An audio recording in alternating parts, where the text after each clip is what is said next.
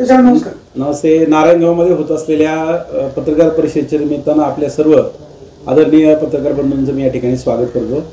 आमच्या विधानसभा निवडणूक प्रमुख आणि पुणे जिल्ह्यातले एक झंझावती महिला नेतृत्व म्हणून परिचित असणाऱ्या आदरणीय आशाताई बुचके, आमचे तालुकाध्यक्ष संतोष नाना खैरे यांच्या उपस्थितीमध्ये आज जी पत्रकार परिषद आपल्या सगळ्यांच्या उपस्थितीत आम्ही आयोजित केली आहे, त्याचा मुख्य विषय हा जो आहे तो आपल्यापुढे मी मांडतो आहे. देशाचे लोकप्रिय पंतप्रधान आदरणीय नरेंद्रजी मोदी यांनी गेल्या 9 वर्षामध्ये जे काम केलं त्या कामाला लोकांपर्यंत घेऊन जाण्याचा प्रयत्न भारतीय जनता पार्टीच्या माध्यमातून घर चलो अभियानच्या माध्यमातून सुरू आहे. हे घर चलो अभियान प्रत्येक तालुक्यामध्ये प्रत्येक बूथवर आमचे कार्यकर्ते करतायत. परंतु या अभियानाला अधिक गती देणं, लोकांशी संवाद साधणं, थेट सामान्य मतदारांशी बोलणं, त्यांच्या प्रतिक्रिया जाणून घेणं, यासाठी भारतीय जनता पार्टीचे प्रदेशाध्यक्ष आदरणीय चंद्रशेखर बावनकुळे साहेब येत्या 12 ऑक्टोबरला आपल्या नारायणगावमध्ये येत आहेत. हा शिरूर लोकसभेतला प्रवास आहे. शिरूर लोकसभेमधील जुन्नर, आंबेगाव, खेड, आळंदी या 3 तालुक्याचा एकत्रित प्रमुख कार्यकर्त्यांचा संवाद कार्यक्रम नारायणगावमध्ये आहे आणि घर चलो अभियान देखील नारायणगावमध्ये आहे. आणि भोसरी, हडपसर आणि शिरूर हवेली या 3 तालुक्यातल्या प्रमुख कार्यकर्त्यांशी संवाद कार्यक्रम भोसरीमध्ये आहे आणि घर चलो अभियान देखील भोसरीमध्ये आहे. जाणीवपूर्वक आम्ही छत्रपती शिवरायांची पुण्यभूमी असलेल्या जुन्नर तालुक्याची निवड केलेली आहे. आदरणीय आशाताई बुचके गेली 4 टर्म जिल्हा परिषदेमध्ये काम करत आहेत. भारतीय जनता पार्टीचं काम अतिशय कमी वेळात वेगानं त्यांनी आपल्या खेड्यापाड्यात पोहोचवलं, बूथवर पोहोचवलं. खूप चांगली कार्यकर्त्यांची रचना आणि ताकद त्यांनी उभी केली आहे आणि म्हणून जिल्ह्याने जाणीवपूर्वक आज 12 तारखेला नारायणगावची निवड केलेली आहे. यामध्ये प्रदेशाध्यक्ष चंद्रशेखर बावनकुळे साहेब यांच्याबरोबर राज्याचे उच्च आणि तंत्र शिक्षण मंत्री आदरणीय चंद्रकांतदादा पाटील हे देखील येणार आहेत.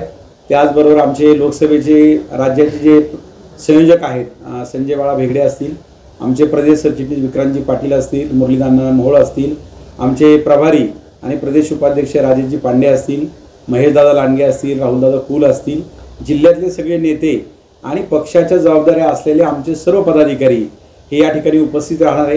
2 भागामध्ये हा कार्यक्रम या ठिकाणी होतोय.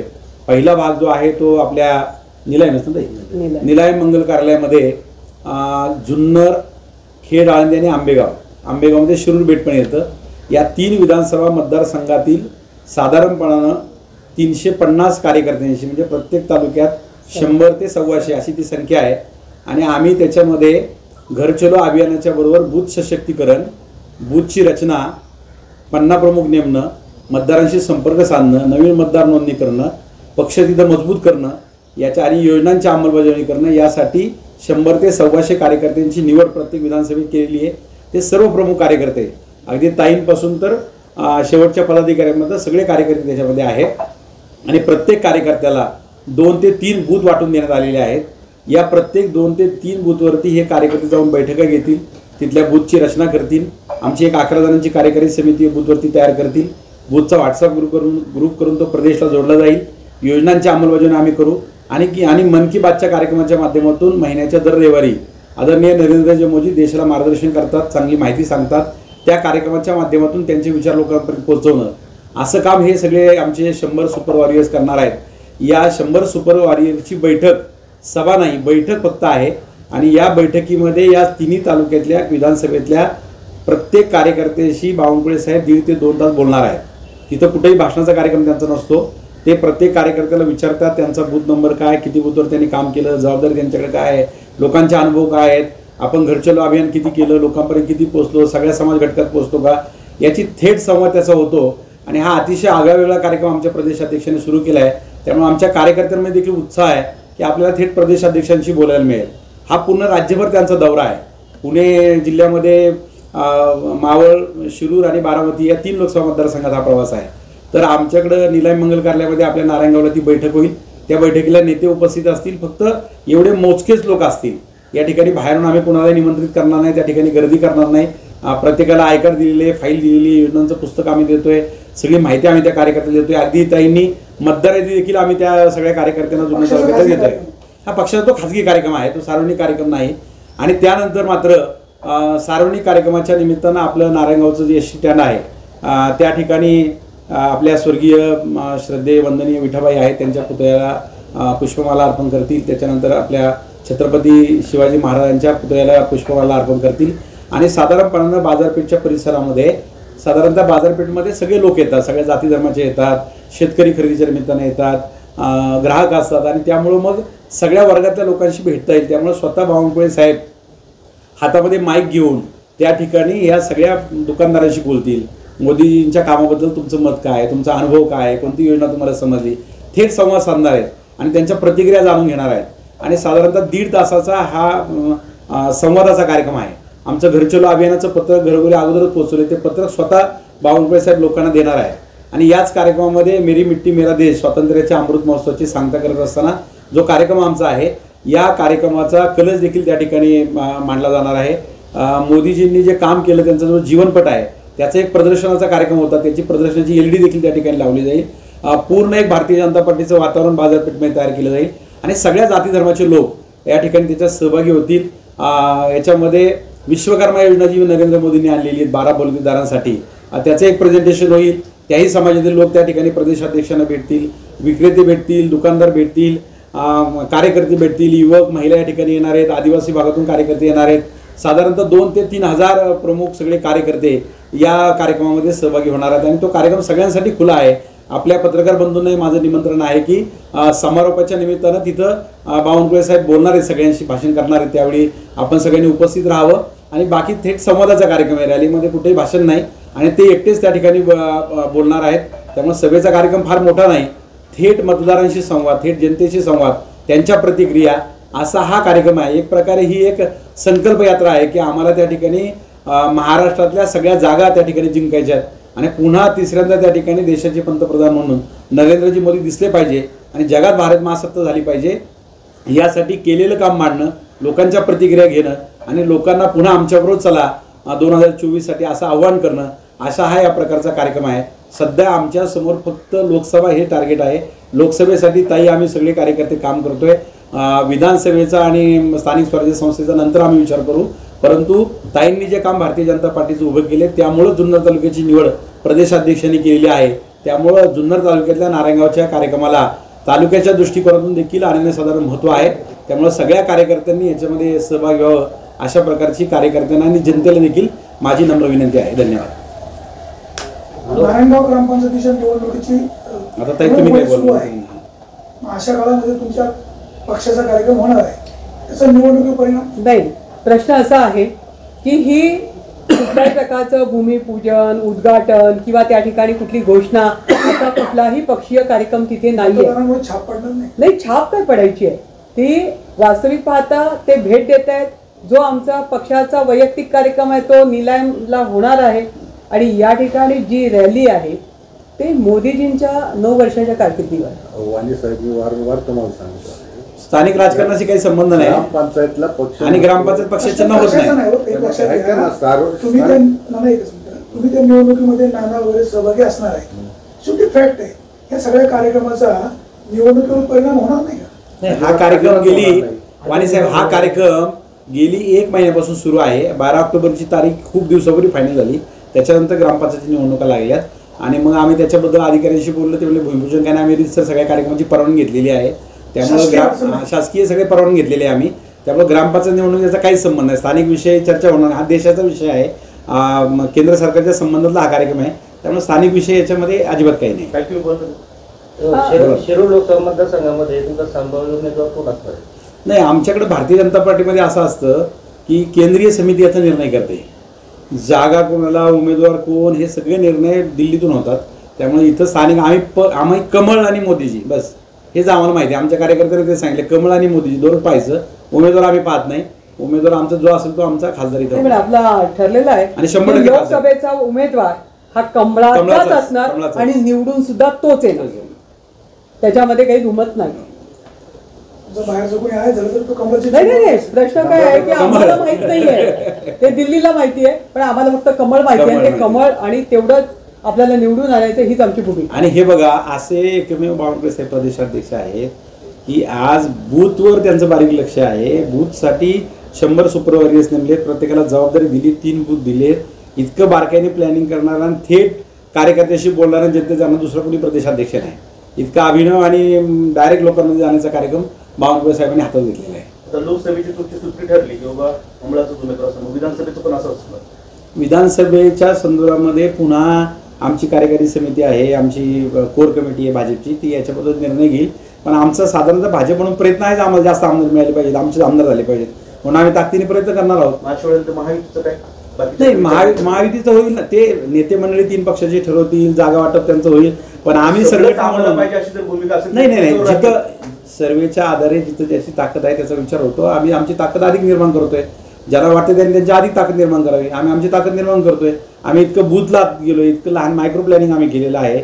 आमचे सगळे लाभार्थी त्यांच्यापर्यंत योजना पोहोचवणं हे सगळं प्रचंड बारकाईने काम चाललंय. नुसतं फ्लेक्सवरचं आमचं काम चाललं नाही, प्रत्यक्ष गावागावात घराघरामध्ये आमचं काम चाललेलं आहे. त्याच्यामुळे ते रिपोर्टमध्ये आपोआपच प्रदर्शित होणार आहे आमचं काम. सर्वत्र शहरी भागात तरी भाजपचा बोलबाला दिसतोय, परंतु ग्रामीण भागामध्ये शेतकरी वगैरे मोठ्या प्रमाणावर आहे. शेतकरी बऱ्यापैकी भाजपला टार्गेट करत असतो किंवा थेट केंद्रावर टीका करत असतो, त्याबाबत काय सांगा? नाही, हे बघा, हे कसं आहे, विरोधी पक्षातल्या काही लोकांची कायम भाजपच्याबद्दल एक भूमिका आहे की भाजप शहरातले लोक भाजपला फॉर आहेत. मग इतक्या प्रचंड जागा 2 टर्मला जर शहरातले लोक असते तर आले नसते केंद्रात. सगळ्यात जास्त आमदार महाराष्ट्रात येऊन आले नसते. ग्रामीण भागात किंबहुना अधिक जनादर आता भाजपचा वाढलेला आहे. आता एका बाजूला शेतकऱ्यांचे काही प्रश्न आहे, काही सोडवत आहेत, बाजारभावावर खाली होत असतात. मग एकच पंतप्रधान असे आहेत नरेंद्र मोदी की त्यांनी विचार केला आणि आज जुन्नरचा विचार करतात. आपलं किती आकडा आहे? 65,000 शेतकऱ्यांच्या अकाउंटला पैसे येत आहेत. राज्य पण ते करत आहे. तर हे फक्त मोदीजींनी सुरू केलं, दुसरं कोणाची हिंमत नाही आता कमी करायची किंवा मागे जाण्याची. आणि वाढवावं लागेल.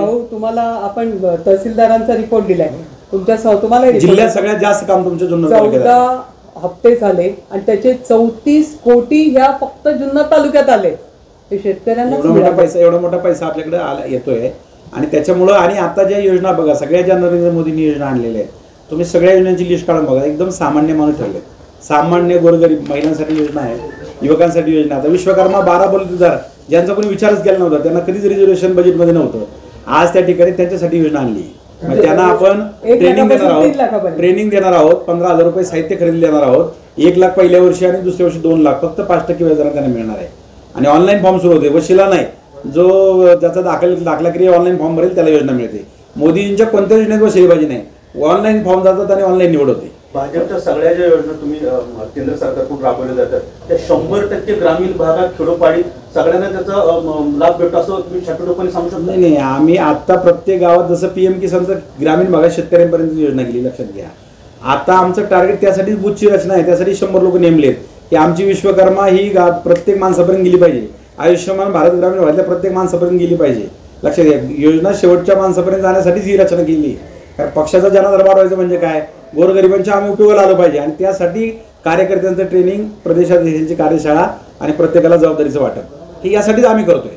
हे तुम्ही आता विचार करा ना, आभा कार्ड कोणी सुरू केलं, आयुष्यमान भारत कोणी सुरू केलं आणि त्याच्यासाठी कॅम्प घेऊन गावोगावी आमचे कार्यकर्ते पूर्ण गावं, जसं की तुम्ही येणारे गाव बघितलं तिथे सुद्धा आभा कार्ड 80% झालं.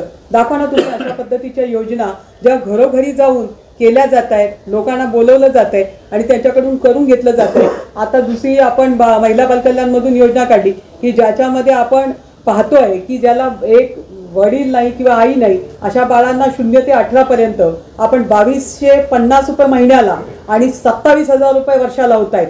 एका आईला जर 3 बाळं असतील तर तिच्या 2 बाळांना द्यायचं सुद्धा प्रोव्हिजन ठेवलं आहे. ते बाळ लहान असो ते 18 वर्षापर्यंत ते पैसे त्यांना मिळणार आहेत. म्हणजे ही आतापर्यंत कोणी असा विचार केला का हो? म्हणजे आज उज्ज्वल असेल, स्वजल, आपण पाहतो की याची योजना, जलजीवन मिशनची योजना, की माझ्या माय भगिनीच्या डोक्यावरचा हंडा खाली उतरलाच पाहिजे, घर तिथं कोंडाळी गेलीच पाहिजे. प्रत्येक महिलेला उज्ज्वलच्या माध्यमातून जे खऱ्या अर्थाने तिची घरातली गरज आहे तो सिलेंडरचा संकल्पना कोणी आणली. म्हणजे बारीक बारीक गोष्टींमध्ये नरेंद्र मोदी साहेबांनी, या देशाच्या पहिल्या पंतप्रधानांनी इतक्या सूक्ष्मतेने विचार करून प्रत्येक छोट्या घटकाला केंद्रबिंदू मानून काम केलं आहे. असं काम खरोखरच आजपर्यंत केलंय का? तुम्ही ते सांगू शकाल का? दाखवू शकाल का? होऊ शकत नाही. आयुष्यमान भारत कार्ड असेल, आयुष्यमान भारत असेल किंवा कार्डचा आपण सांगताय, परंतु तालुक्यातील जी आरोग्य यंत्रणा आहे तिथे अशी व्हेंटिलेटर असल्याची पाहायला मिळते. जुन्नरचं शासकीय रुग्णालय असेल, नारायणगावचं असेल, तर तिथं तेवढा सुविधा मिळत नाही. काही दिवसापूर्वी आपले जे काही येणारे सरपंच आहे त्यांनीच तिथं इशारा दिला होता की लाईटची सुविधा असेल, तर याविषयी काय सांगा? नाही, लाईटची सुविधा तुमच्या लक्षात नाही आलं. येणेरेच्या सरपंचांनी जे सांगितलं ती रात्री मी स्वतः बहीर साहेबांशी बोलली, माझ्या मोबाईलवर चेक करा. जुन्नरच्या आवारात एवढं मोठं हॉस्पिटल उभं राहिलं, सीओ स्वतः तिथे आले होते आणि संपूर्ण काळोखात आहे. कारण काय, एक मिनिट, कारण काय तर त्यांचं हँडओव्हरच झालेलं नाहीये. जे जुन्नर शहराच्या आतमध्ये हॉस्पिटल होतं, जे RH होतं ते रस्त्यावर आलं, परंतु एवढी वर्ष बांधून झाल्यानंतर सुद्धा, सुरू झाल्यानंतर सुद्धा त्याचं हस्तांतरित झालं नसल्यामुळे नगरपालिकेचे सीओ हात वर करतायत. मग ते लाईट बिल भरायचं कोणी? त्या ठिकाणी PWD सुद्धा त्याच्यामध्ये इन्व्हॉल्व्ह होत नाही. रात्री मी स्वतः बहीर साहेबांशी, कारण आमचा स्वतः भारतीय जनता पार्टीचा तो सरपंच आहे अमोल भुजबळ, आणि त्याने मला ताबडतोब फोनवर घेतलं, मला विचारलं की ताई इथे असं उत्तर दिलं जात आहे, आपण तातडीने त्याची दखल घेऊन बहीर साहेबांना सांगितलं ते हँडओव्हर करून द्या, म्हणजे लोक अंधारात राहणार नाही. आरोग्य सुविधांच्या बाबतीत अनेकदा पेशंटला अडचण येते, त्यांना पुढे जायला लागतं, घ्यायला लागतं. या सुविधांसाठी आपण आसपास पटेल स्थानिक लेवलचे प्रश्न आपण सातत्याने मांडत असतो, ते सोडवायच्या त्या ठिकाणी प्रयत्न प्रशासन बघा, प्रशासनात दिरंगाई होऊ शकते, तिथं आम्ही संपर्क करू, वेळप्रसंगी कारवाई करायला लोकांवर. परंतु तुम्ही जर बघितलं असेल तर राष्ट्रीय ग्रामीण आरोग्य अभियान आणि नंतर आता राष्ट्रीय आरोग्य अभियान, केंद्रांच्या इतिहासामध्ये एवढे पैसे दिले नाही, एवढे इमारती बांधायला दिले, ॲम्ब्युलन्सला पैसे दिले. आता बघा, साधं प्रधानमंत्री मातृवंदना योजना, गरोदर महिलांसाठी 5,000 रुपये द्यायची, केंद्राने योजना दिली. म्हणजे PSC मध्ये उपकेता अनेक योजना केंद्राच्या आहेत, इन्फ्रास्ट्रक्चरला पैसे दिले. आता ह्या प्रशासकीय जे आस्थापना असते ती राज्याच्या अखेरीची असते, जिल्ह्याच्या असते, तिथं आम्ही सुधारणा करू. तुमच्या काही सूचना आहे, जर कोणी चुकत असेल तर कारवाई करायला आम्ही सिव्हिल सर्जनला कॉन्टॅक्ट करू. प्रश्न विचारला होता ज्यावेळेला योजना कल्याणकारी शासन आपल्या जाईल असा आपण एक उपक्रम राबवतो. त्या उपक्रमाअंतर्गत तुम्ही काय सांगता, आम्ही लोकांच्या उमरेवर जाऊन त्यांचे प्रश्न आम्ही सॉल्व्ह करतो. वस्तुतः मात्र तालुक्यातील काही अबला महिला किंवा विधवा महिला तहसील कार्यालयात जातात, तिथे हेलपाटे मारतात, तिथं कुठलाही अधिकारी त्यांना कुठल्याही प्रकारचे उत्तर देते किंवा त्यांचं संकेत समाधान करत नाही, अशी परिस्थिती आहे. यावर काय सांगा? नाही, असा जर प्रसंग असेल आणि तुम्ही आमच्या लक्षात आणून दिलं किंवा त्या व्यक्तीने कॉन्टॅक्ट केलं तर संबंधित अधिकाऱ्याला आम्ही त्याचा जाब विचारू. शासन आपल्या दारी एक प्रातिनिधिक स्वरूपात केलेला तो कार्यक्रम आहे, त्याने काही 100% लोकांपर्यंत योजना पोहोचणार नाही, आपल्याला पोहोचवायचे राहिले लोकांना, आपण काम करू. आपण त्या लोकांचे, आता आम्ही पण आमच्या पातळीवर आम्ही जातीचे दाखले किंवा उत्पन्नाचे दाखले त्याचे कॅम्प आम्ही घेत असतो, तसे त्याचे कॅम्प घेऊ. पण जर तक्रार जर अशी असेल, जाणीवपूर्वक एखादा अधिकारी दुर्लक्ष करत असेल, दाखले मागे पाठवत असेल, तर ते तुम्ही निदर्शनास आणून द्या, तिथे कारवाई करू, त्यांच्या मागे लागू. त्यांच्या लोकसभा निवडणुकीच्या पार्श्वभूमीवर महागाई कमी करण्याचा प्रयत्न केंद्र सरकारकडून होईल का?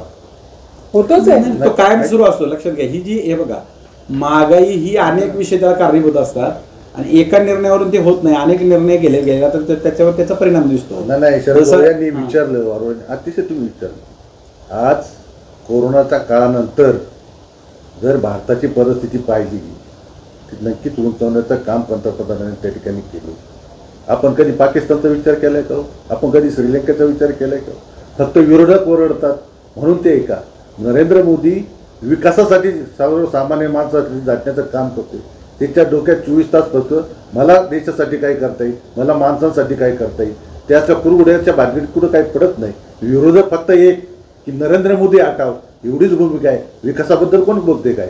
विकासाबद्दल कुठं कोण काय सांगते? फक्त मोदींना नाव ठेवायची, मोदी कसे वाईट आहेत सांगायचं, भारतीय जनता पार्टी कसं हे करतं, काय देशाच्या हितासाठीच काम करते, सगळ्यासाठी. एवढे योजना राबवते, लोकांसाठीच राबवतोय ना, वैयक्तिक त्याच्या स्वार्थासाठी राबवतात का ते? आणि म्हणून या सर्व गोष्टीचं काम केलं असेल. महागाई आपण बाकीच्या देशांची जर तुलना केली तर आज बाकीच्या देशांमध्ये गॅस सिलेंडरचे भाव काय आहेत? कोरोनाच्या काळानंतर जी परिस्थिती, मग 12-13 मध्ये सिलेंडरचे भाव काय होते? काळा जरा थोडीशी माहिती. बाकीच्या देशांमध्ये आपण मतदान करत नाही, कोरोना अख्ख्या जगामध्ये होता, त्यानंतर कोरोनाची परिस्थिती कशी काय झाली हे संदर्भात मी सांगतोय. कोरोना फक्त भारतातच नव्हता, संपूर्ण देशामध्ये त्यांची अर्थव्यवस्था काय झाली आणि आपली अर्थव्यवस्था खाली गेली का वरती आली हे प्रामुख्याने लोकांना समजून त्या ठिकाणी आपण सांगितलं पाहिजे.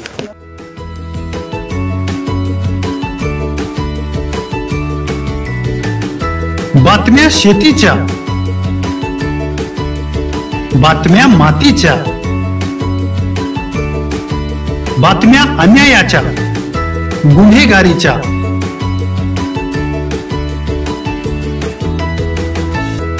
राजकारणाच्या आणि समाजकारणाच्या, शोषणाविरुद्ध बुलंद आवाज, जनसामान्यांच्या हुंकाराची गाज, सत्कार्याला प्रोत्साहन, दुष्कृत्याला अनुशासन, निर्भीड, निस्पृह, सडेतोड, बेधडक आणि रोखटोक म्हणजेच विघ्नहर टाइम्स. शोध बातमीचा, ध्यास सत्याचा. आपलं चॅनल, आपली बातमी. सबस्क्राईब तर कराच, पण बेल आयकॉनवर क्लिक करायलाही विसरू नका.